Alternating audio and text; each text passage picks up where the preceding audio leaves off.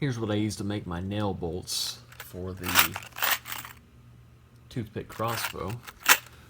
I get these little 2.5-inch finishing nails. They're kind of heavy, they don't fly that far. They're very easy to make and they stick into softer targets like this foam here. Basically, get your little wire cutters, go to the very end of them, hold it steady and flat.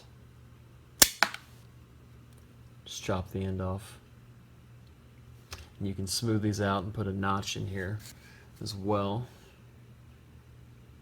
This will sit at the end of your groove and catch your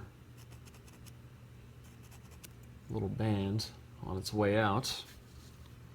They fit pretty good though without any major modification.